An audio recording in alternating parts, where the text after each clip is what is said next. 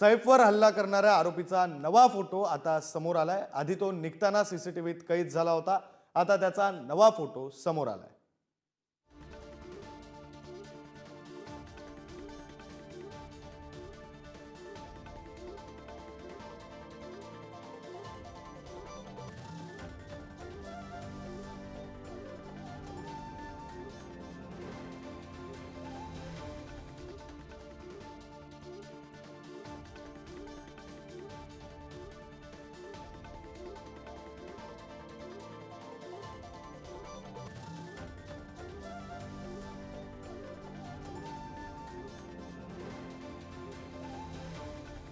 सैफ अली खान हल्ला प्रकरणातील तपासासंदर्भात महत्त्वाची माहिती समोर येते।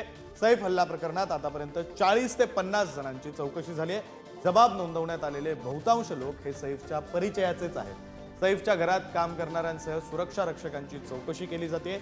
घरी सामान द्यायला येणाऱ्यांसह नोकरांचीही चौकशी केली जाते।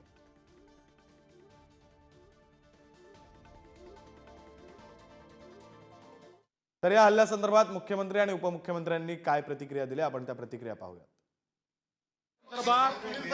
जी माहिती आपल्याला पोलिसांनी दिलेली आहे त्याच्या पलीकडची माहिती आता तरी नाही।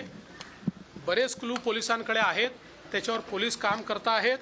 मला विश्वास आहे की लवकरच पोलीस या संदर्भातला जो काही कारवाई करायची ती पूर्ण करतील। काही जण म्हणले मुंबईमध्ये कायदा सुव्यवस्था ढासळली।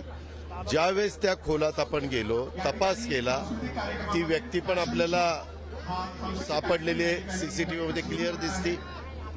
अजूनही चौकशी चाललेली की तो आत कसा गेला, तो चोरीच्या इराद्याने गेला का त्यांच्यातल्या कोणी त्यांना इन्व्हॉल्व होतं, त्या सगळ्या गोष्टी ते तपासून घेतल्या जातात।